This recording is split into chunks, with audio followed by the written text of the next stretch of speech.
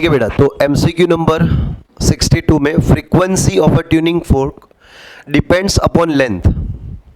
तो frequency depends on length, मुझे नहीं पता कि क्या रिलेशन है, तो ये मेथड तो पता है ना, n is directly proportional to LA, it's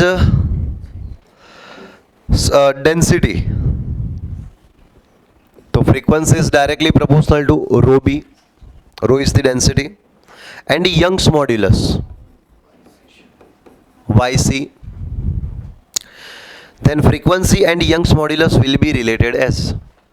मैं y के फॉर्म में नहीं बेटा, मैं क्या करूंगा पता है, फ्रीक्वेंसी का रिलेशन डेंसिटी के साथ क्या होगा, फ्रीक्वेंसी का रिलेशन L के साथ क्या होगा, ये तीनों फाइंड कर लेते हैं। यंग्स मॉड्यूलस हो, चाहे स्ट्रेस हो, चाहे प्रेशर हो, तीनों की डायमेंशनल फॉर्मूला सेम होती है। मैं बेटा डायरेक्ट लिख रहा हूं कि frequency is equal to K into LA rho बी YC। फ्रीक्वेंसी की डायमेंशनल फॉर्मूला T माइनस 1, ये तो डायमेंशनलेस है ना, L है लेंथ, L1 पावर है, रो है डेंसिटी, L1 T हाँ M1 L minus 3 power B, Young's modulus pressure M1 L minus 1 T minus 2 power C। चलो LA MB L minus 3B MC L minus C T minus 2C। तो T minus 1 is equal to M की total power B plus C, L की total power A minus 3B, T की total power minus 2C। Dimension compare करो, B plus C is equal to 0,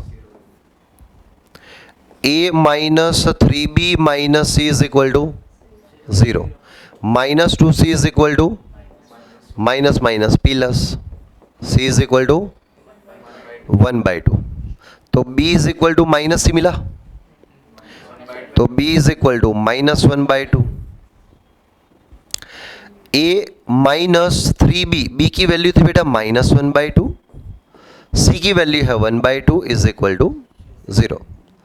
तो ये आपको मिलेगा A plus 3/2 minus 1/2 is equal to 0, बराबर ना।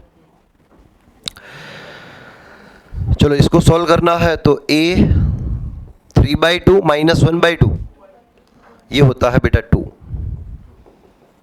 बराबर ना, जो अलग थी करीना आपको। हाँ 3/2 माइनस 1/2, 2 एलसीएम ले लो, 3 माइनस 1 2, ओ 2 बोला 2 पहले,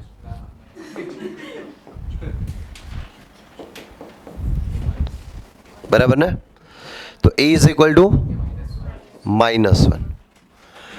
ठीक है बेटा, अब ये तीनों वैल्यू यहां पे हम पुट करेंगे, तो frequency is equal to LA minus 1 rho B minus 1/2 and YC